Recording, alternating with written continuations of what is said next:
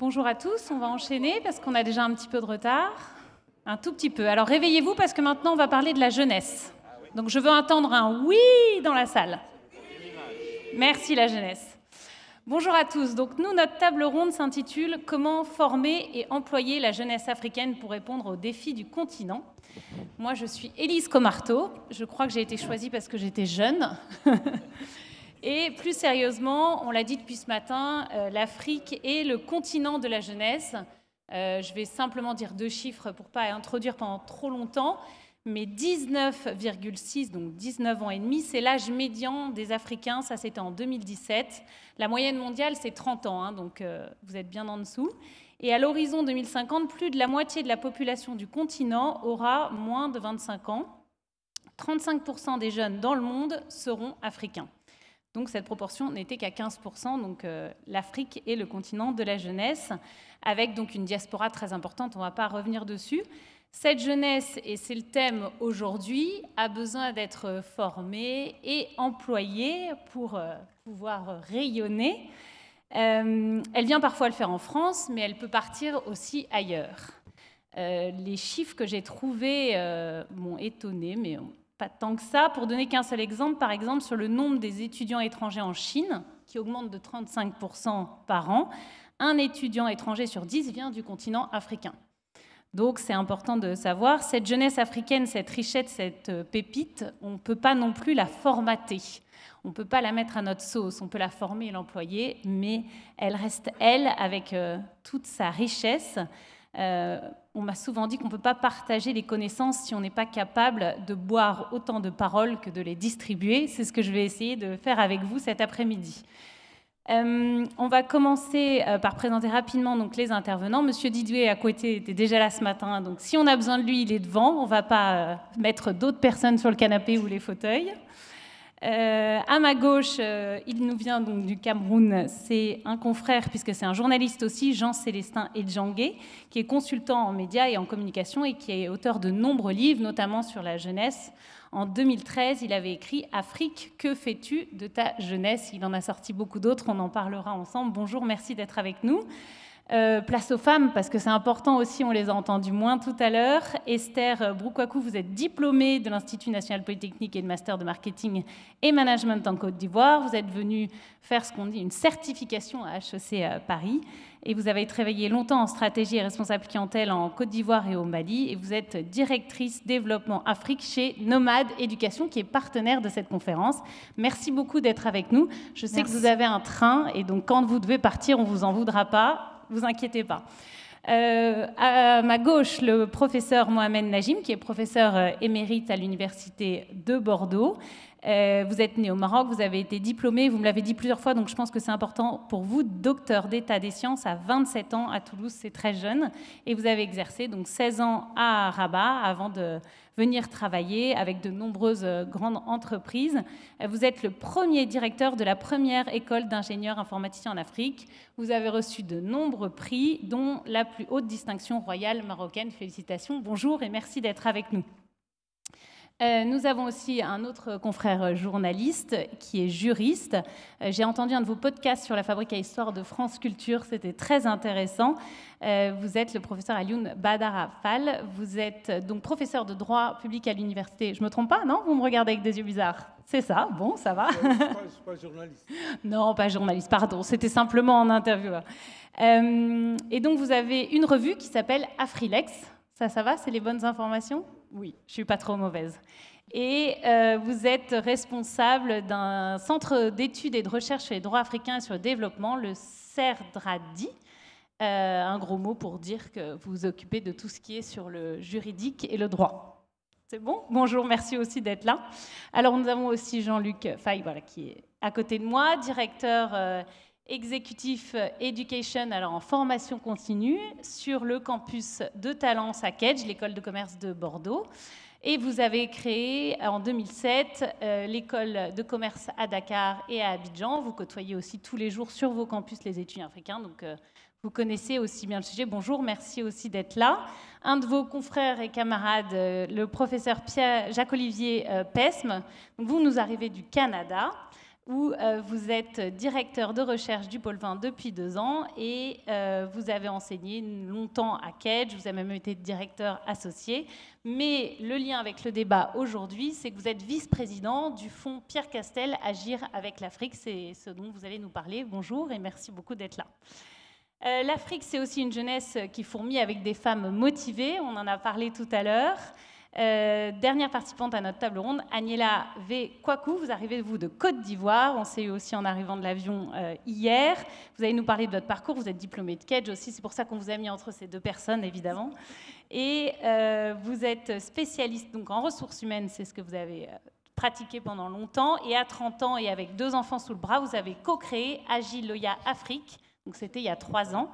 Une entreprise qui accompagne les particuliers et les entités dans leurs problématiques. Bonjour et bienvenue. Alors, on va rentrer tout de suite dans le sujet, mais c'était important de pouvoir replacer les interlocuteurs et savoir de quoi ils allaient pouvoir nous parler. On parle de la jeunesse, depuis le primaire jusqu'à post-recherche et ensuite sur tous les sujets d'entreprise et comment ils ont pu être pris dans cette entreprise. On a une petite introduction de Didier Akoueté, mais il nous fera ça tranquillement à un autre moment. On va passer tout de suite à Jean-Célestin Edjanguet, qui a sorti... Tenez, vous avez des micros qui sont là. Vous avez écrit il y a 10 ans un livre qui s'appelle « Afrique, que fais-tu de ta jeunesse ?» Un livre qui présente presque le gâchis de cette démographie africaine. Autant de jeunes pour si peu de place. Est-ce que 10 ans après, ça a changé? Et dans votre dernier livre, qui dit « Jeune Afrique, jeunes du monde », est-ce que vous gardez les mêmes thèses? Alors, effectivement, les choses ont un peu bougé. Je voudrais d'abord remercier toute l'équipe d'organisation de cet événement dans l'ensemble, et en particulier de ce panel. Ce n'est pas la première fois que les JNDA accordent une place à la jeunesse. Je crois que c'est une bonne habitude qu'il ne faudrait pas arrêter. Il faudrait la continuer parce que on est dans un monde où, pas seulement en Afrique, mais dans le monde entier, quand vous prenez les statistiques en termes donc de démographie, vous vous rendez compte que plus de la moitié de la population du monde a à peine 30 ans. C'est-à-dire que nous sommes ici, nous sommes assis, garçons et filles, hommes et femmes, tout ce que vous voulez. 50,45% de la population a peine 30 ans. Et je m'amuse souvent à dire que quand on regarde les choses, je ne fais pas de la politique, je pense que ce n'est même pas le lieu, mais quand on regarde nos gouvernements, nos dirigeants, j'ai dit nos, je ne parle pas que de l'Afrique encore une fois. Vous regardez dans les gouvernements, il y a combien de ministres dedans qui ont à peine 30 ans? Vous regardez dans les gouvernements du monde entier. Il y a combien de ministres qui ont, on va dire, concernant l'Afrique, 25 ans, puisque 66 à 70% de la population africaine a moins de 25 ans. Il y a combien de ministres qui ont 25 ans en Afrique? Et qu'on ne vienne pas nous dire, ils sont trop jeunes, ils n'ont pas d'expérience, ce n'est pas le moment. Non, ils sortent de plus en plus jeunes et diplômés des écoles. C'est vrai pour l'Afrique, c'est vrai pour l'Europe, c'est vrai pour les États-Unis, c'est vrai pour l'Asie. Il n'y a pas de raison qu'aujourd'hui, on ne leur fasse pas davantage confiance qu'on en a fait, je veux dire, il y a 40 ou 50 ans. D'ailleurs, il y a 40 ou 50 ans. Vous savez, les premiers chefs d'État africains, les premiers, au sortir des indépendances, ils n'avaient pas, pour l'ensemble d'entre eux, 40 ans. Vous prenez n'importe quel pays. Ils avaient, dans l'ensemble, la majorité d'entre eux, une quarantaine d'années. Certains en avaient même 30 quelque chose. Qu'est-ce qui peut expliquer qu'en 2022, ça ne soit plus le cas? Alors oui, je réponds à votre question.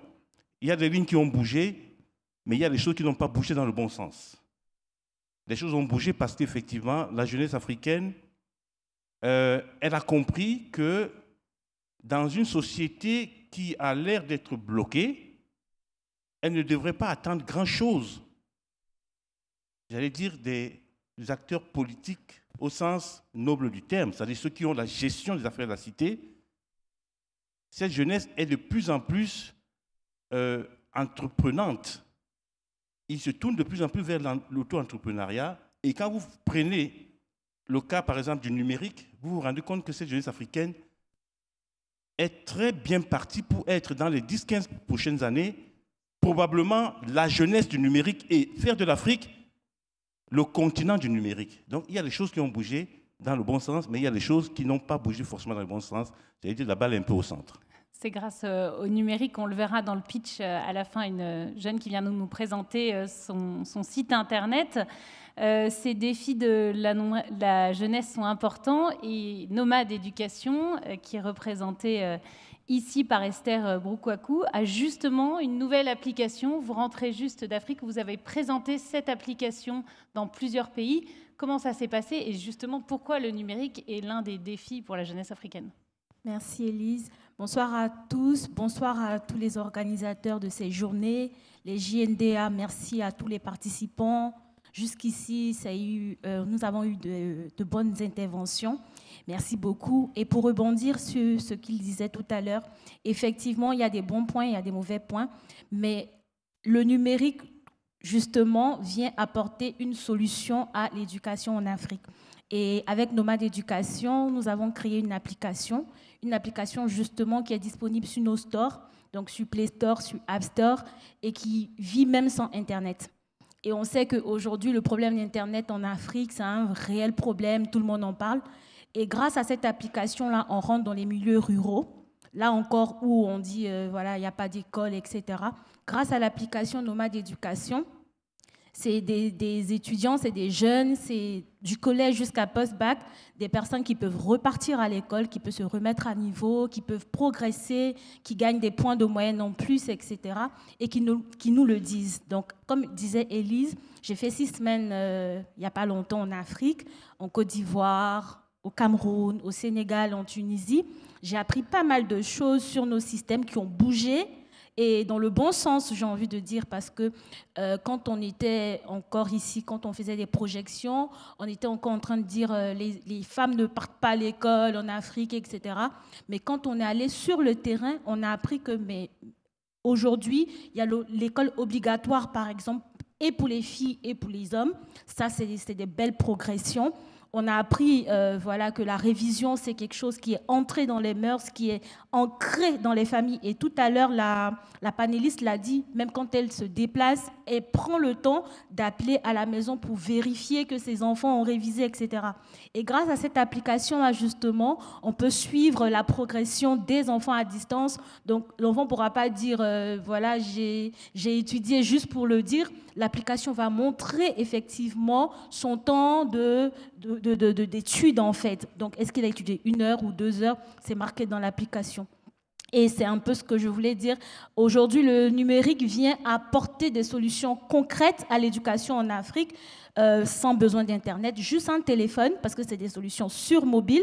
Et on se rend compte que pratiquement tout le monde a un téléphone. Et si ce n'est pas l'enfant directement qui a un téléphone, il y a quand même le parent qui a son téléphone. Et les soirs, au lieu que l'enfant soit sur Piwi, à la télé et tout, il peut prendre le téléphone de son père ou de sa mère et réviser les cours. Voilà un peu. Et les parents peuvent les aider à le faire. Et les parents peuvent les aider justement à vraiment comprendre. Et le parent lui-même peut apprendre parce qu'à un moment donné, les parents pensent qu'ils connaissent. Et moi, ça m'est arrivé par contre. Je pensais que voilà, j'ai eu des diplômes et tout, mais je bloquais réellement sur une matière et j'ai pris l'application, j'ai réappris et après, j'ai pu frimer un peu. Voilà. Donc, ça peut arriver aux parents aussi de se remettre à niveau et donc de comprendre la trigonométrie qui bloque, par exemple, l'enfant. Et quand il vient vers le père, il pense que le père connaît, mais le père lui-même, il ne connaît pas, en fait, en vrai. De redonner le cadre, donc c'est une application qui a été créée en France et donc vous avez la charge en Afrique. Ça marche très bien et on l'a dit, la jeunesse est connectée en Afrique et même s'il n'y a pas forcément Internet. C'est possible de regarder. Exactement. Moi, je l'ai téléchargée, elle est très bien faite, c'est une belle application. Merci beaucoup. Vous pourrez rebondir ensuite à tout ce qu'on va dire. Après donc, la partie primaire, collège, lycée, on passe à la partie aussi étudiant. Nous avons donc sur cette estrade plusieurs spécialiste du monde étudiant à Bordeaux. Jean-Luc Faye, vous êtes donc le directeur exécutif éducation de la formation continue du campus de Talence à Kedge. Et vous avez créé donc des écoles au Sénégal et en Côte d'Ivoire. Comment ça se passe sur ces campus pour les étudiants? Vous allez les rencontrer et vous en avez aussi à Bordeaux que vous connaissez. Oui, l'histoire, elle commence en 2007 avec une vraie volonté de répondre à une demande des parents en fait, qui était de plus en plus montante sur l'Afrique de l'Ouest en tout cas, là où on allait régulièrement, hein, puisqu'on avait beaucoup d'échanges, notamment au niveau des professeurs, avec les professeurs de cette zone-là. Une vraie demande des parents de voir mis à leur disposition, mis à la disposition de leurs enfants, étudiants, des formations de bonne qualité pour qu'ils n'aient plus à les envoyer en France ou en tout cas à l'étranger, notamment à 18 ans, puisque de plus en plus de jeunes venaient faire des études en France et il y avait une difficulté en tout cas à laisser partir ces jeunes et à les retrouver en France un peu seuls, j'allais dire, dans notre environnement. Donc l'idée, ça a été de répondre en créant une école française en fait, une école française mais avec une vraie culture africaine et avec une identité qui est une identité internationale. Donc une école qui accueille des étudiants de toute l'Afrique, qui est à la croisée des chemins de l'Afrique de l'Ouest, hein, en particulier de la sous-région. Une école qui a été créée avec deux axes au départ. Un axe qui concernait en tout cas la mise sur le campus de Dakar de formations qui étaient des formations de BEM à l'époque, d'où le nom BEM Dakar, Kedge aujourd'hui. Donc des formations qui sont des formations françaises, reconnues par l'État français, donc notamment un bachelor, mais également derrière d'autres types de formations françaises. Également la possibilité pour des étudiants qui étaient sur cette école-là de venir en France, donc avec l'idée à un moment donné d'organiser un semestre, d'organiser des échanges avec nos étudiants qui étaient en France et qui pouvaient partir faire un semestre ou une année à Dakar. Donc ça, c'est le premier volet, diplôme français. Et puis, la volonté, ça a été de dire aussi, on est une école avec une culture africaine et on développe donc des formations qui sont des formations reconnues par l'État sénégalais, reconnues, accréditées dans notre environnement, notamment par le CAMES, qui est l'instance de reconnaissance en Afrique des formations. Et donc, on a, à côté des formations reconnues par l'État français, des formations qui sont des formations reconnues par l'État sénégalais. Donc, en quelques chiffres, aujourd'hui, c'est un petit peu plus de 1300 apprenants. On a aujourd'hui 800 étudiants en formation initiale chaque année sur Dakar. On a 700 qui sont sur la partie formation continue. Dans les flux de mobilité, on a 80 étudiants, 80 à 90. Alors évidemment, avec la Covid, ça a été un peu compliqué, mais les chiffres avant la Covid, c'est 80 à 90 étudiants de Dakar qui viennent en France suivre un trimestre ou suivre une deuxième année d'un programme, notamment au niveau des masters. Et puis surtout, et c'est ça qui est important pour nous, parce que ce n'était pas gagné cette affaire-là, on a 70 à 80 étudiants français qui partent chaque année à Dakar, découvrir un environnement qu'ils ne connaissent pas, un environnement qui les séduit, puisque certains y travaillent. Il y a 4000, c'est un chiffre important, on a 4000 diplômés sur le continent africain. Donc c'est quelque chose qu'on anime. Et parmi ces diplômés, il y a des diplômés qui sont d'origine africaine, mais on a aussi des diplômés qui sont français, qui sont allés s'établir là-bas. Et ça, c'est quelque chose d'important. Et puis avec l'évolution, ce qu'on voit apparaître de plus en plus, c'est, au-delà de la formation, c'est l'accompagnement à l'entrepreneuriat. On en parlait il y a un instant, le développement hein, de ces jeunes passe par aujourd'hui une vraie appétence pour l'entrepreneuriat. On le constate en France avec les étudiants français, mais on le constate aussi avec les étudiants africains. Et donc on est engagé de plus en plus dans la mise en place d'accélérateurs. On a un incubateur donc on a dans chacun de nos campus en France. On est en train d'en mettre un à Dakar. On a des dossiers que l'on monte avec l'IRD pour accompagner dans le cadre des jeunes. On a organisé il n'y a pas très longtemps avec des jeunes le phare de l'entrepreneuriat à Dakar. Donc il y a une vraie montée en puissance de l'entrepreneuriat, une vraie volonté de ces jeunes d'entreprendre et un vrai souhait, en tout cas pour nous, de les accompagner parce qu'ils sont en train de créer leurs emplois, de créer d'autres emplois au-delà d'eux pour demain. Et comme vous l'avez dit, le numérique, naturellement, fait partie de ces secteurs-là, mais il n'y a pas que le numérique. Tout ce qui concerne l'alimentation est aussi très important dans le domaine. Voilà. Et puis, depuis 2020, ça c'est la petite dernière évolution, on a donc ouvert également un campus à Abidjan qui accueille donc depuis septembre 2020 des étudiants. Donc on a une centaine aujourd'hui, des étudiants, et on sait que ce campus va monter vite, en tout cas en termes de résonance, parce qu'il y a une vraie demande, un besoin là aussi en Côte d'Ivoire de répondre en tout cas à cette demande. Il va falloir voir ensuite si les diplômés restent sur place ou reviennent en France. Ça va dépendre aussi des entreprises qui sont créées. Il y a différents secteurs économiques dans lesquels il y a de l'auto-entrepreneuriat. Et le secteur primaire, l'agriculture est très important. L'Afrique, c'est le grenier du monde. Ça, on l'a beaucoup dit aujourd'hui, donc je ne redonnerai pas de chiffres. Mais vous, Jacques-Olivier Pech, vous arrivez pour parler de la chaire Pierre Castel, où vous aidez des écoles d'agro en Afrique. Donc c'est lesquelles et pourquoi faire ça? Pourquoi s'en tenir principalement à ce secteur primaire? C'est important. Avant de répondre directement à votre question, un mot sur ce que nous sommes, ce qu'est le Fonds Pierre Castel, le Fonds Dotation Pierre Castel. Le Fonds Dotation Pierre Castel, c'est une organisation à but philanthropique qui vient au soutien d'établissements, d'organisations, d'initiatives privées et publiques en faveur du quadriptyque suivant. 4 choses. Ça s'articule. 1, c'est l'Afrique. 2, l'entrepreneuriat. 3, les jeunes. 4, l'agriculture ou les systèmes alimentaires.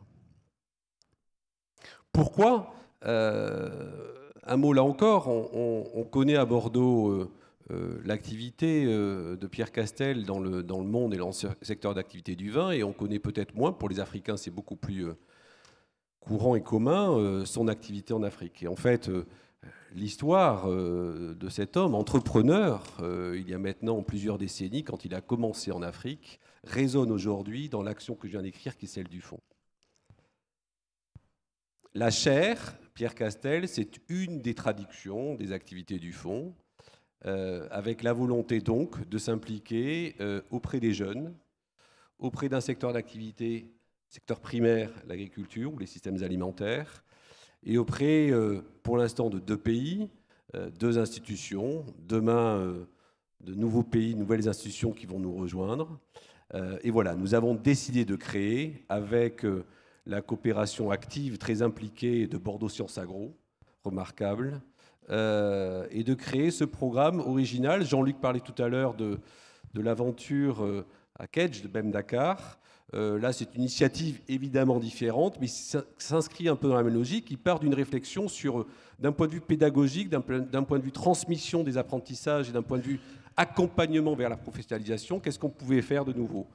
Et on s'est appuyé sur les compétences de l'Institut national polytechnique Houphouët-Boigny à Yamoussoukro,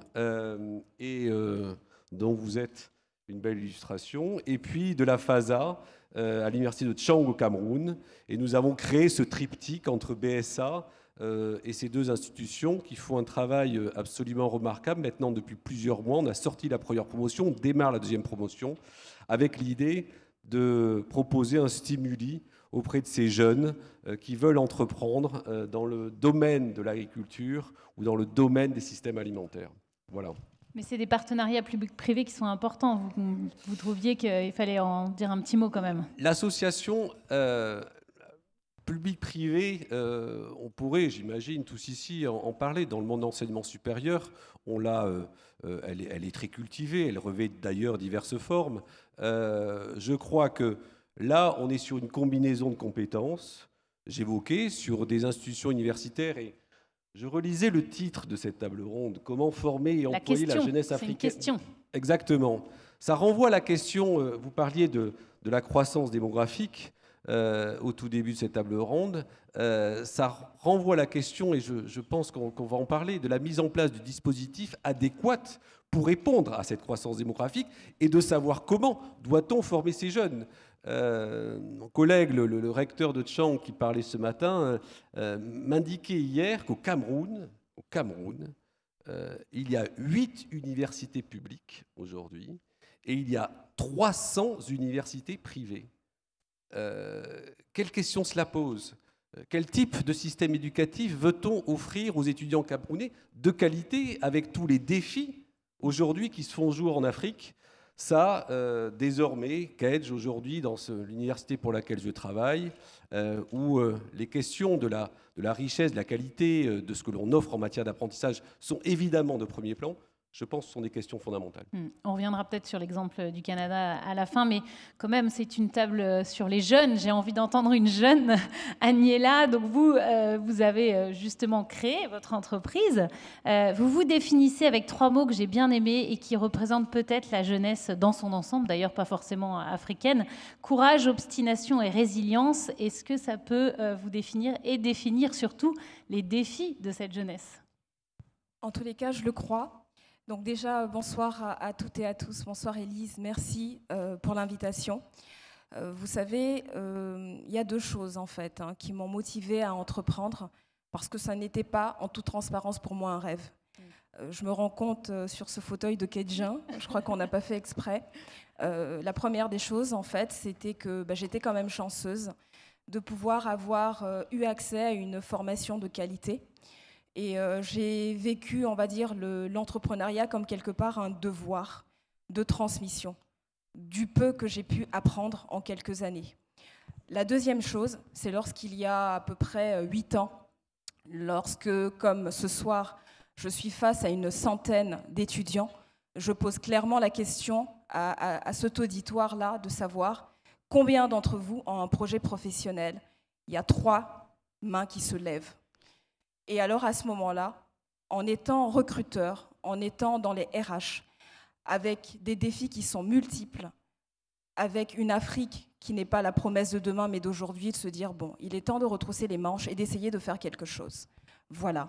Donc, en venant, les clients, les entreprises qu'on accompagne m'ont demandé de partager cette réalité-là et de dire, Agnella, la vérité, c'est qu'aujourd'hui, on a encore du mal à recruter cette jeunesse qui est déconnectée de nos réalités. Donc, essayons de faire en sorte que les réalités se reconnectent à nouveau et je crois que c'est possible.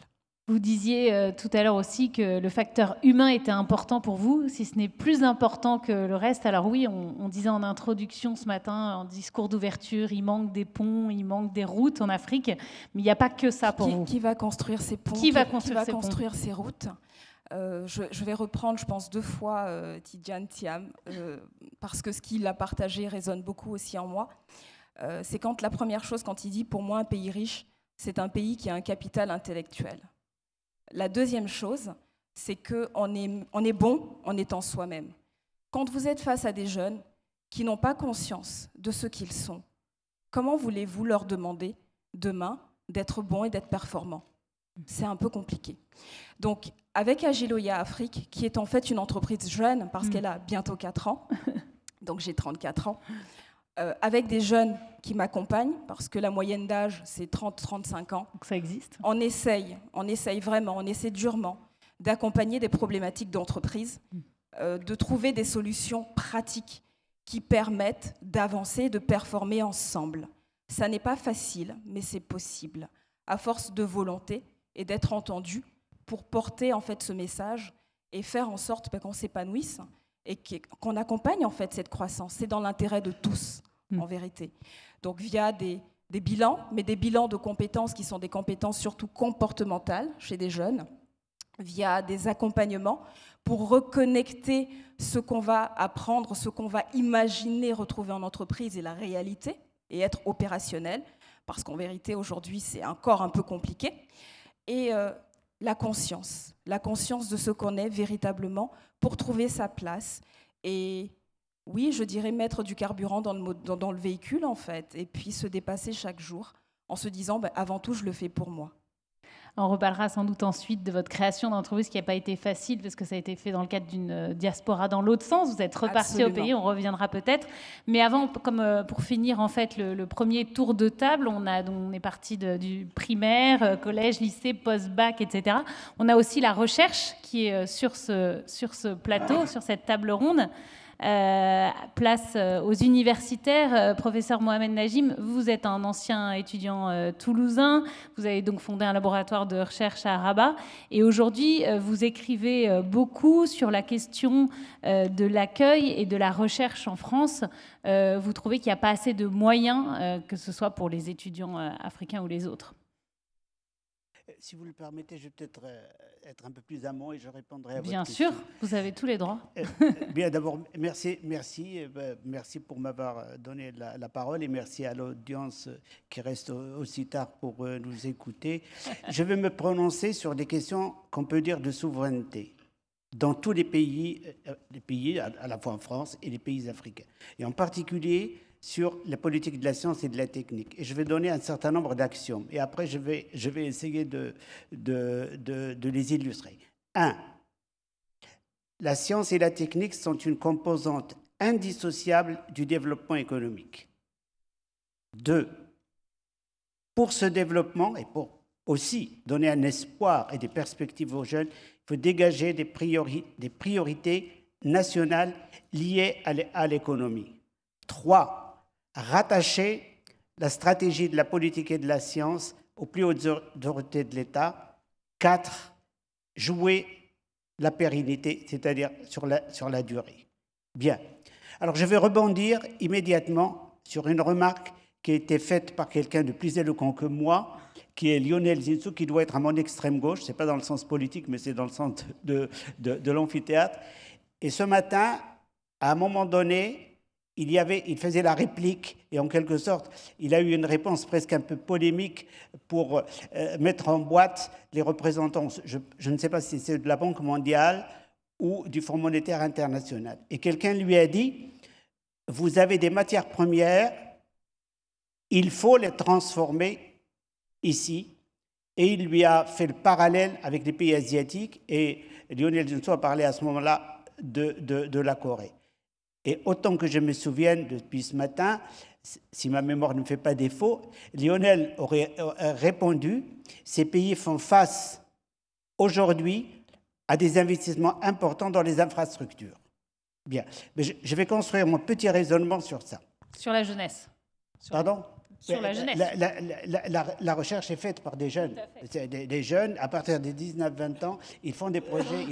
Et donc, si vous voulez, et le pays de l'Afrique est la jeune. Et c'est pour donner des perspectives. Vous avez bien fait de me recadrer, mais je suis quand même sur les rails. Et donc, l'exemple que je voulais donner, je vais répondre au dernier. Il m'a interrompu, mais quand même, je reprends mes esprits. C'était sur la comparaison avec l'Extrême-Orient. Quand on regarde, il y a deux pays qui sont intéressants à analyser pour les politiques de la science et de la technique. C'est trop long pour le faire ici, mais je vais donner juste des flashs. Un, la Chine. La Chine, en 1978, quand Deng Xiaoping a pris le pouvoir, il a pris des idées qui étaient celles qu'avait énoncé Zhou Enlai beaucoup plus tôt avant lui. Pourquoi je parle de Zhou Enlai? Parce que c'est un protecteur de la communauté scientifique. Il en a protégé quelques-uns pendant la période trouble de la révolution culturelle. Et il a énoncé 4 priorités en 1978.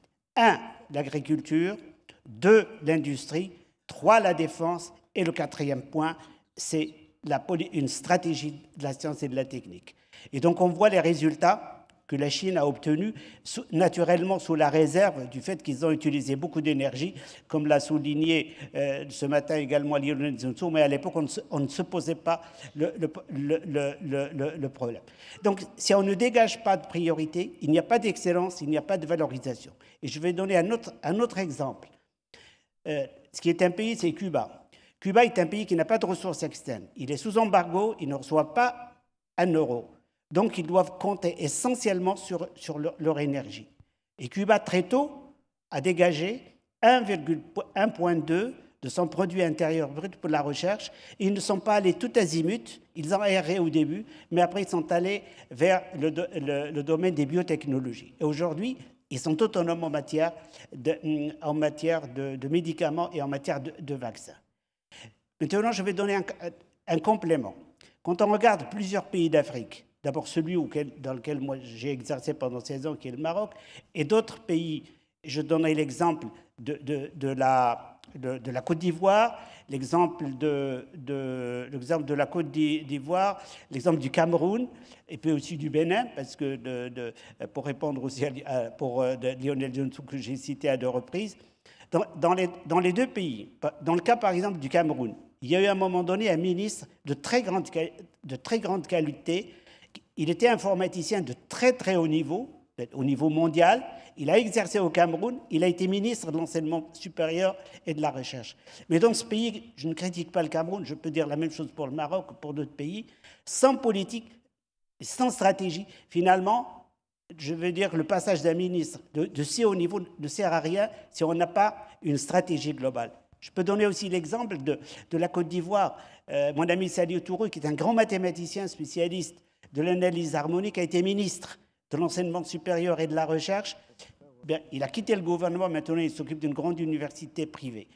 D'autres exemples, le cas du Bénin par exemple, le président de l'Académie des sciences du Bénin, Norbert Noukounou, un très bon mathématicien qui est le président de l'association de toute l'Académie, est également dans le même cas. On a besoin du coup des mathématiciens partout en fait, c'est ça ce que vous voulez dire. Oui, même en France. Donc là, je termine si vous voulez ce petit tour, on peut en parler pendant des heures. On va laisser la place à la personne qui n'a pas encore parlé. À la France.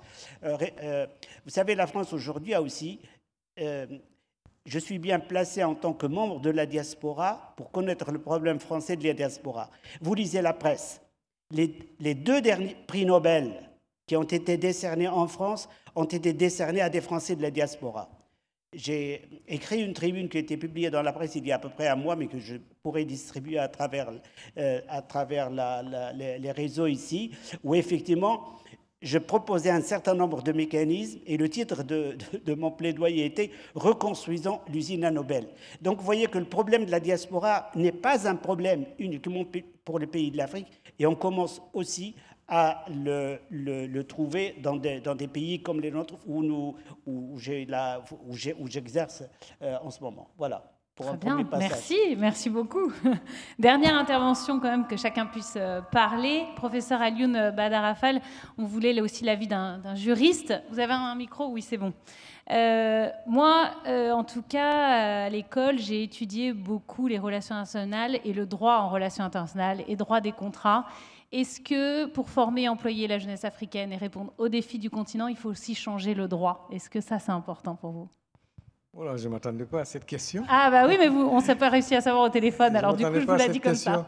Je pense que, vous savez, le droit, si on me pose la question de cette manière, cela me complique la vie parce que le droit change toujours. Je pense même qu'avec mon expérience, le droit est un instrument très dangereux qui peut être utilisé selon les circonstances politiques, économiques, etc., et qu'il n'est jamais neutre. Donc, il est tout le temps en mutation, dans un bon sens comme dans un mauvais sens. Ça dépend. On a tellement d'exemples dans ce monde pour que je n'y revienne pas. Mais pour aller, je ne sais pas si je peux aborder directement mon domaine par rapport à l'invitation que vous m'avez gentiment faite, et je remercie bien beaucoup vos organisateurs, les organisateurs, pardon. Je vais aller vite sur les 2 ou 3 termes qui sont dans le thème, former, employer et puis peut-être les défis. Bon, pour la formation, je pense que dans mon domaine universitaire, je peux dire tout de suite, et là je suis tout à fait d'accord avec mon collègue Ed Jangué, pour dire qu'il y a beaucoup de mutations, beaucoup de changements depuis le temps. Aujourd'hui, les choses ont changé. La France a été, pendant, en tout cas quand on était jeunes africains, enfin jeunes dans nos pays, on voyait beaucoup de gens partir faire leurs études en France. Beaucoup de pays n'avaient même pas d'université. Moi, je suis du Sénégal, on avait une université. J'ai fait des études à Dakar avec des collègues voltaïques à l'époque, ou ivoiriens, enfin, guinéens. Il n'y avait pas beaucoup d'universités. Maintenant, il y en a beaucoup. Alors, beaucoup venaient ici, parce que l'université française était très attractive. Elle l'est toujours. Elle l'est toujours. Et je précise qu'elle l'est toujours. Il y a une très belle formation au niveau des universités. Tout à l'heure, on a parlé d'universités. Il y a beaucoup de bonnes universités en France qui attire beaucoup d'Africains. Mais, et c'est là le bémol, au niveau de la formation, c'est qu'il y a eu plusieurs mutations. D'abord, on l'a dit tout à l'heure, il y a une concurrence au niveau même africain. Beaucoup d'universités publiques, maintenant, mais surtout beaucoup d'universités privées dont la qualité n'est pas toujours bonne, il faut le dire. Ça, c'est la première concurrence. La deuxième concurrence, c'est que la formation française se retrouve à côté d'autres formations qui sont visées par les Africains, canadiennes, américaines, vous avez même dit chinoises. Moi, j'ai eu l'occasion de voir 2 Togolais en Chine qui m'ont dit « je ne sais pas ce que je fais là ». Mais parce qu'ils avaient des bourses qu'ils avaient distribuées. Et donc, il y a une concurrence internationale qui fait que la formation française est concurrencée par d'autres universités. Et je dirais même dangereusement parce que, et c'est le troisième obstacle, c'est que l'étudiant africain qui était à l'aise en France, ne l'est plus, pour diverses raisons. Pour avoir le visa, c'est tout un problème. N'est-ce pas? Pour avoir le visa, c'est tout un problème. Et puis, même vivre en France sans bourse, c'est tout un problème. Peu de gens arrivent à sortir de cette masse de jeunes Africains pour venir en France. Et puis surtout, il y a cette sorte de difficulté qui est liée, à mon avis, au retour. Et j'aborde le deuxième point, le retour. Mais pour retourner, je pense qu'on ne peut pas demander aux étudiants de retourner. De revenir après en Afrique et après les études. Voilà, ils ont le droit. Moi, je crois beaucoup à la liberté de la personne de circuler. Il peut rester. L'étudiant peut rester comme il peut partir. En général, ils veulent partir parce qu'ils ont l'impression que leur rôle, c'est de contribuer au développement de leur pays. Mais là aussi, ils vont rencontrer 2 difficultés. Et je vais m'arrêter là, parce que sinon, je vais aborder d'autres points qui ne sont pas très utiles. La première chose, c'est qu'ils trouvent maintenant des concurrents sur place, qui ont été formés par Kedge, moi j'en connais beaucoup, qui n'ont pas besoin de rester en France et qui sont au Sénégal, en Côte d'Ivoire maintenant certainement et ailleurs, et qui sont très très bien formés, et qui donc sont des concurrents directs avec eux. Deuxième obstacle de l'expérience que j'ai moi, c'est que tous les étudiants, et là j'insiste beaucoup sur cela, beaucoup d'étudiants qui sont formés en France, en droit, en économie, etc., n'ont pas la nationalité, ne peuvent pas passer des concours dans la fonction publique ici, ni même chercher du travail au niveau entrepreneuriat, etc., etc. Ils veulent retourner chez eux. Et quand ils arrivent au Sénégal, par exemple, ils passent des concours comme le concours de l'ENA, Trésor, dans la fonction publique, tous les concours de la fonction publique. Ils se retrouvent sur le carreau. Pourquoi? Parce qu'ils n'ont jamais appris autre chose que le droit européen, que le droit civil français, que les assurances, etc. Ils ne connaissent pas une seule décision de justice du Sénégal, ni en droit administratif, ni en droit civil, ni rien du tout, ni en organisation régionale, vous qui avez fait les relations internationales, CEDEAO, tout ça, ils n'y connaissent rien. Ils connaissent l'Union européenne, ils connaissent des théories françaises. Ils sont collés. Ils ont 2, 3 et frustrés parce qu'ils restent chez leurs parents. Ils n'arrivent pas à faire grand-chose. Ils reviennent en France et vous les voyez à Auchan. Ils sont très diplômés, mais vous les voyez garder des marchandises, surveiller des voleurs, etc. Et c'est ça l'un des enjeux les plus importants, permettre à l'étudiant qui est bien formé en France de s'insérer. C'est pourquoi, je termine par là, que j'ai mis en place un projet qui a été bloqué quelques années, mais qui va reprendre cette année. Nous avons pensé, j'ai pensé et j'ai proposé à un groupe de le faire, de former ces jeunes-là en droit français, en droit africain, en économie, dans tous les domaines où ils peuvent s'insérer. On va les former en université d'été. Pour que ici, quand ils reviennent... pour leur permettre, juste parce qu'ils ne veulent pas toujours rester. Alors, il faut leur permettre de s'insérer, de revenir dans le pays et de concourir comme les autres pour avoir les postes qu'il faut. Voilà. Voilà les 2 points sur lesquels je voulais insister. Et je termine, excusez-moi, je vous en prie. Je suis un peu bavard moi aussi, sur les enjeux et sur les défis. On ne parle pas politique, c'est vrai, mais il faut savoir qu'un pays ne peut avoir tout ce qu'on a dit depuis ce matin sans stabilité politique et institutionnelle. Aucun pays ne peut permettre à un jeune d'entreprendre quoi que ce soit, d'évoluer dans quelque domaine que cela puisse être, sans une stabilité politique. On connaît déjà dans l'histoire des comment on appelle ça, des aménagements au niveau des codes des investissements, etc. Mais c'est la stabilité du pays qui peut assurer l'avenir de ce pays. Et pour cela, il faut quand même que ces jeunes qui s'intéressent beaucoup, on vient de le voir, à l'évolution de leur pays, mais plus quand même montrer, il faut les écouter, hein, que c'est les futurs chefs d'État. Je ne parle pas des actuels chefs d'État.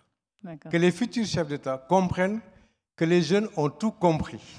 Pourquoi? Parce que tout Africain aujourd'hui, tout jeune de 20 ans, grâce aux nouvelles technologies de l'information et de la communication, tout jeune Africain sait comment un autre jeune de 20 ans australien vit, comment comment un Allemand de 20 ans vit. Ils sont de plus en plus exigeants. Et donc, je crois qu'il faut lier les systèmes politiques, leur démocratisation, leur stabilité, avec ces enjeux-là vers lesquels les jeunes vont aller. Merci.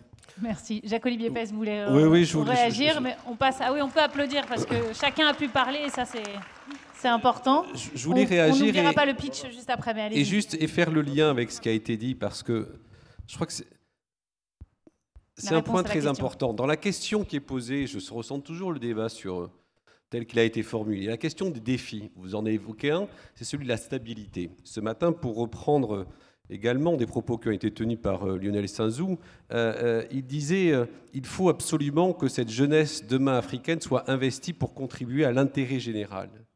Tout ça, ça renvoie au système éducatif. Tout ça, ça renvoie au système de formation. Ça renvoie à ce que vous disiez, chers collègues, sur l'excellence. La chance qu'a l'Afrique aujourd'hui, justement, de cette croissance démographique, dans cette construction, c'est justement de pouvoir édifier des endroits où cette réflexion sur l'intérêt général, cette conviction, cette responsabilité par rapport à la stabilité, ça, ce sont des amphis. Et donc, oui, ça renvoie à ces questions sur l'éducation privée versus les universités publiques. Je ne dis pas que les unes sont bien, les autres sont mal. Mais oui, en revanche, je pose la question, Jean-Luc Faye le disait tout à l'heure lorsque Kedge a créé BEM Dakar, de la réflexion profonde sur le bon système éducatif, adapté à un contexte, adapté à des environnements, et qui font que ces systèmes, justement, deviennent par la suite des lieux d'excellence. J'ai bien aimé l'anecdote sur la diaspora française et les 2 derniers Nobel. Oui, c'est exact. La réponse, elle est dans la diaspora, mais elle est aussi surtout dans l'excellence des universités à l'étranger. Comparée, pardon de le dire, sur certains points, pour maintenant le connaître et le vivre au quotidien, bien différente entre ce que l'on peut voir dans certains pays et la réalité française. Merci, bien sûr. Vas-y, Agnella. Il y avait la question du retour en plus qui était importante pour avoir fait des études en France et être venu créer une boîte en Afrique. Ce que je voudrais partager, qui résonne vraiment, c'est que je pense qu'il est urgent de redonner à l'éducation sur le continent africain ses lettres de noblesse. Je partageais le fait d'avoir eu de la chance d'avoir une formation de qualité, non pas parce que je l'ai faite à l'étranger, mais parce qu'elle m'a permis d'avoir un minimum des bases pour justement prendre mon envol dans la vie professionnelle.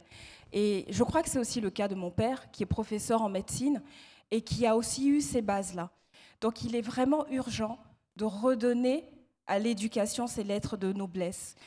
Quand moi je suis en chemin vers mon bureau et que je passe devant des écoles et que je vois des étudiants, je vais vous dire sincèrement, parce que la réalité qui va me rattraper quelques minutes après avec un client qui n'arrive pas à trouver, qui n'a pas de difficulté à recruter un jeune, et de voir ces jeunes qui n'ont pas l'air conscients de ce qui les attend, qui marchent un peu errants, je dirais, tels des zombies, ben, on a quand même un peu le cœur qui saigne et se dire, mais demain, qu'est-ce que ça va être déjà? Aujourd'hui, qu'est-ce qu'on fait pour nous? Donc, moi, je regarde vraiment nos seniors et je leur demande de continuer à nous transmettre, de continuer à partager, parce que c'est dans l'intérêt de tous. Donc, la diaspora qui revient, donc moi, je suis rentrée en Côte d'Ivoire il y a 8 ans. Effectivement, il y a 8 ans, je me considérais diaspora. Aujourd'hui, sincèrement, je ne sais pas. Je ne sais pas parce que je ne sais pas définir la diaspora. Voilà. Et en revenant en Côte d'Ivoire, et je rejoins ce que vous avez partagé, quand on veut rentrer, il faut savoir pourquoi est-ce qu'on rentre. Qu'est-ce qui nous motive à rentrer? Est-ce que c'est le syndrome ou parce qu'on veut sauver quelque chose, quelqu'un? Je crois que ça ne suffit pas. Parce que sur le continent, je ne crois pas qu'on demande à être sauvé. Non. Vous avez des personnes qui ont écrit les pages de leur pays, qui ont vécu ce qu'elles ont vécu, sans forcément attendre de ce qu'il y ait des personnes qui arrivent pour dire « je vais te dire maintenant comment travailler ». Ce qui est vrai, c'est que pour porter les réalités des entreprises et avancer ensemble, il faut que le ensemble prenne vie, prenne forme. Et je crois que ça passe par une bonne dose d'humilité, de se dire qu'on a pu apprendre, certainement, mais que sur le terrain, il y a des réalités avec lesquelles il faut reconnecter et qu'il y a vraiment l'humain, toutes les lettres en fait, de l'humain à revivre, à vivre ensemble chaque jour et d'autres connaissances à acquérir. Alors j'appelle tout de suite Aïssatou Baldé qui a créé Nawari, qui veut dire bienvenue en Bambara, pour qu'elle vienne nous présenter sa boîte, cette entreprise qui aide les PME qui ont un petit budget à pouvoir trouver pour des projets digitaux des freelances africains. C'est possible, ça a été créé. Venez vous installer, vous avez une chaise juste ici. C'était important pour moi d'avoir à cette table ronde une jeune qui a créé, encore plus jeune que nous, et qui est là aussi pour nous dire c'est possible. Et cette jeunesse africaine, on a déjà parlé du numérique. C'est gênant? Vous n'êtes pas très bien, si ça va? Ça va, j'ai un peu peur de tomber. Vous m'avez dit que vous saviez pitcher dans un ascenseur, donc je pense que vous pouvez pitcher sur une chaise. Donc, racontez-nous, Nawari, comment ça s'est passé? Alors oui, effectivement, j'ai créé Nawari il y a un petit peu plus d'1 an maintenant. Nawari est une plateforme de freelance africain. Il faut savoir que j'ai eu l'idée donc il y a 1 an et demi quasiment. J'étais consultante en communication digitale et j'accompagnais des entreprises, des entrepreneurs, des startups qui voulaient se lancer en Afrique. Et lorsque j'imaginais toute la partie stratégie de communication, et quand je me rendais dans les villes africaines, donc à Dakar, à Conakry, à Abidjan, j'avais énormément de mal à trouver ces talents africains, donc ces professionnels des métiers digitaux. Alors qu'ils existent. Voilà, c'est ça. C'est pas qu'ils n'existaient pas, c'est que je n'arrivais pas à mettre la main dessus. Et la première chose qu'on fait en Afrique lorsqu'on souhaite recruter, c'est qu'on fait appel à son réseau, le fameux bouche à oreille. Et lorsque je faisais appel à ce bouche à oreille, je me retrouve avec énormément de candidatures très qualitatives. Donc ces jeunes Africains étaient très formés, autodidactes ou étant passés par des écoles, très compétents et extrêmement motivés, donc des jeunes qui avaient soif de s'insérer, de trouver du boulot et de gagner leur vie, de travailler, de gagner leur vie. L'idée, c'est de structurer tout ça, parce que ce qui est compliqué, c'est que beaucoup se fait sans être forcément structuré. Et c'est ça qui a aidé aussi. Effectivement, ces jeunes-là, c'était un peu une filière qui s'apparentait à l'informel. C'était des jeunes qui vendaient des petits microservices comme ça, à gauche, à droite, pour leur permettre de gagner un peu d'argent. Mais il n'y avait pas vraiment de structure de ce marché du digital qui est extrêmement porteur. On sait que ce sont des métiers qui sont en tension en Europe. On manque de développeurs, on manque de plein de ces métiers, alors qu'il y en a énormément sur le quotidien, sur le continent, qui sont en cours de formation ou qui sont formés déjà, autodidactes, je tiens à le répéter. Et donc l'idée, c'était de créer cette plateforme où on peut venir sur Nawari au travers d'un moteur de recherche, venir chercher un développeur, un community manager, un monteur vidéo, un graphiste, et voilà, de voir ses compétences, voir son portfolio et pouvoir démarrer une relation d'affaires avec lui. Merci, c'est un très beau projet, on peut l'applaudir parce que c'est un beau projet à 29 ans de faire ça. On a beaucoup parlé de la formation, peut-être un petit mot sur le terme employé qui était important aussi pour vous. Comment on peut réussir à les employer? Oui, je crois que c'est important. Il y a formé, il y a employé, et ça c'est très lié en réalité.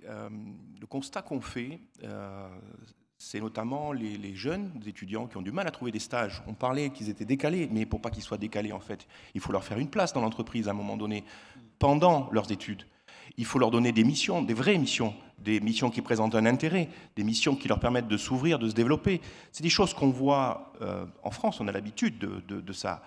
Sur le continent africain, en tout cas sur la zone de l'Afrique de l'Ouest, c'est quelque chose qui est beaucoup plus difficile, beaucoup plus compliqué. Et obtenir pour un jeune une vraie mission dans une entreprise, pour faire 4 à 5 mois de stage qui vont lui permettre de s'exercer, de se développer, d'essayer, d'apprendre des gens qui sont autour de lui, c'est pas si simple. Et puis la Deuxième chose, c'est la culture managériale. On intervient beaucoup en formation continue, notamment sur l'accompagnement des managers en Afrique, dans les entreprises africaines. Là encore, la culture managériale doit évoluer pour faire une place à ces jeunes. Ils ont une énergie folle.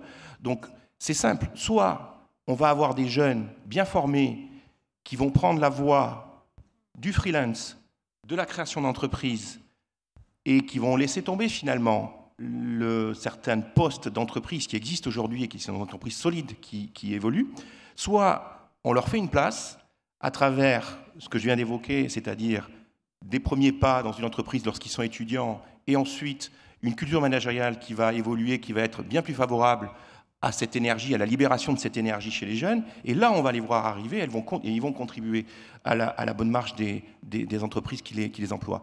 Donc c'est vraiment important, me semble-t-il, en tout cas, qu'il y ait cette évolution, parce que si elle ne se fait pas, on va avoir une jeunesse qui marche à côté, en fait, une jeunesse bien formée qui marche à côté des entreprises qui constituent aujourd'hui les fondements de l'économie actuelle. Jean-Célestin, vous vouliez rebondir sur ça? Oui, tout à fait. En fait, sur cet aspect de formation, il y a beaucoup de choses qui se font, en fait. Et je rejoins encore ce qu'elle vient de dire, mais qui ne qu'on ne voit pas, qu'on ne sait pas. Moi, j'ai découvert, il n'y a pas longtemps, le 19 mars, donc samedi, dans une structure qui s'appelle la Maison des Camerounais de France, Centre franco-camerounais, qui est située dans le 18e arrondissement de Paris, pour ceux qui connaissent, à la rue Bachelet. Ils avaient une journée de présentation, ils ont appelé ça, présentation des jeunes talents, pas camerounais, mais d'Afrique. Et dans le cadre de cette journée-là, j'ai eu... c'était comme... Enfin, je découvrais moi aussi, alors que je travaille beaucoup avec des jeunes depuis pratiquement 15 ou 18 ans, et je sais que ça existe. Mais voir en vrai la proportion que ça m'a scotché. Alors, il y a eu trois présentations. Il y a eu une association qui s'appelle les 10 000 codeurs, qui fait exactement ce qu'elle fait. Ouais. C'est-à-dire que l'association a été créée en 2015 par Douglas Ndiandou, qui est un Camerounais qui habite à Lyon. Et ils forment des jeunes en Afrique, pratiquement dans tous les pays d'Afrique. Depuis 15 ans, ils en ont formé une bonne centaine. De manière digitale, du coup. Oui, ils ont des équipes qui se déplacent avec une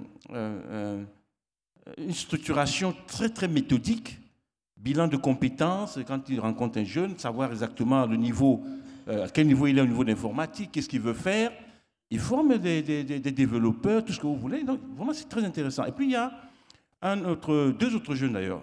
Un qui s'appelle Étienne Lecané, qui a créé, bon, lui, il est ingénieur, mais il est jeune quand même, il est ingénieur, il a créé sa structure qui s'appelle Acte Consulting, qui est basée ici, mais qui donne des cours à la fois ici, mais également au Cameroun, également en Chine, avec voilà, un Camerounais qui il va former les Chinois au métier du numérique. C'est quand même extraordinaire. Et il y a un autre qui s'appelle, je les cite parce que vraiment, ils m'ont ému, voir ce qu'ils font. Un autre qui s'appelle Guy Talom, qui a créé Easyway Cameroun. Il y a beaucoup d'exemples. Exactement. Et Easyway Cameroun, c'est une marketplace. Donc, ils font tout en ligne. Et il a créé ça il y a 2 ans. Ils sont en passe de devenir numéro 1 au Cameroun en même pas 2 ans. Et lui aussi, c'est un jeune ingénieur, mais qui a appris... Le numérique a vraiment le vent en poupe. Et quand ils m'ont dit, eux, que dans 10, maximum 15 ans, l'Afrique sera le cœur du numérique parce que, d'abord, la population est extrêmement jeune et on sait que c'est la jeunesse qui est plus connectée par rapport à ces métiers-là. Vous savez, il y a 650 millions d'Africains qui disposent d'un smartphone aujourd'hui. Et je pense que c'est le continent au monde qui a un taux de pénétration le plus important dans cet outil-là. Donc, avec toutes les applications que permet justement le smartphone. C'est ce que je voulais dire tout simplement. Esther, vraiment sur cette application effectivement, je vais rebondir sur ça. Donc, 650 millions de smartphones, effectivement. Ben, en 2021, on a tablé sur 700 millions. Les dernières études ont dit. Et je voulais rebondir aussi sur ce que Agnella a dit. En fait, les jeunes Africains ont besoin de s'approprier leur propre culture, d'avoir confiance en eux. Et aujourd'hui, l'application Nomade Éducation aide aussi. Parce que qu'est-ce qui fait qu'on manque de confiance? En général, on se dit qu'on n'est pas capable. On se dit qu'on n'a pas le niveau, etc. Parce qu'on a entendu ça tellement de fois par rapport à d'autres personnes, par rapport aux autres écoles qu'on a pu voir, par rapport aux écoles que nous, on a fréquentées, etc. Et aujourd'hui, il y a cette prise de confiance que l'Africain doit se donner. Et pour se donner cette prise de confiance, c'est vraiment l'auto-formation. L'auto-formation, l'autonomie, apprendre toute seule, aller plus loin. Et justement, avec l'application Nomade Éducation, pour revenir encore sur ça, on peut revenir à niveau parce que cette application est basée sur l'adaptive learning. L'adaptive learning, qu'est-ce que c'est?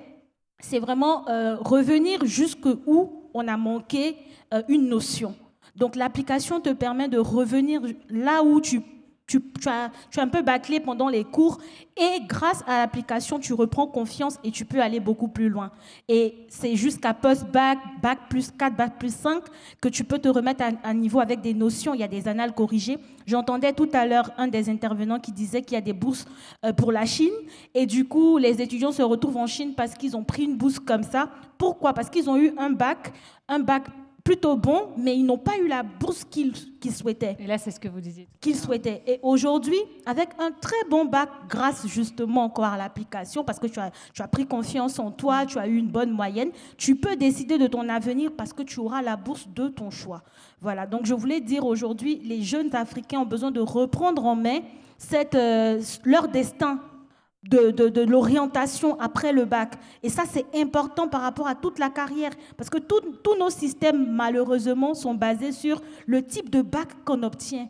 Donc, est-ce que j'ai obtenu le bac avec une mention ou pas? Ça détermine à 80% de qu'est-ce que je vais devenir demain.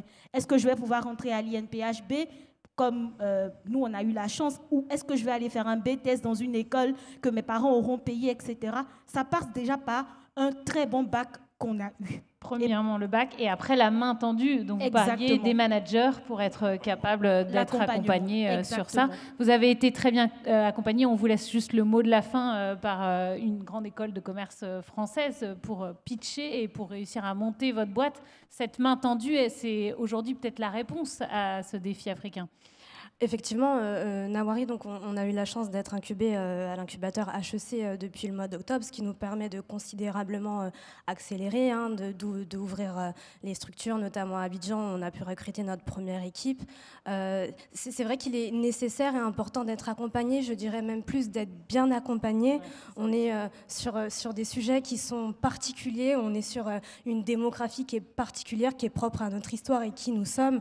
Et comme vous le disiez très bien, c'est à nous de reconstruire notre discours, de nous l'approprier et pour créer le continent de l'avenir et celui qu'on souhaite voir pour nous, nos enfants. Merci beaucoup. Je crois qu'on est les seuls à avoir respecté le temps de la table ronde, donc je vous souhaite un grand applaudissement. Je vais simplement, pour conclure la partie numérique, la partie de la main tendue. Alors j'ai lu une phrase assez dingue hier qui disait « Les défis, pour les relever, il faut d'abord avoir le courage de clairement les identifier ». Merci Agnella pour ce petit mot que vous avez écrit. L'Afrique est la promesse du monde, en avoir conscience est peut-être le début du chemin. Merci à tous pour votre attention.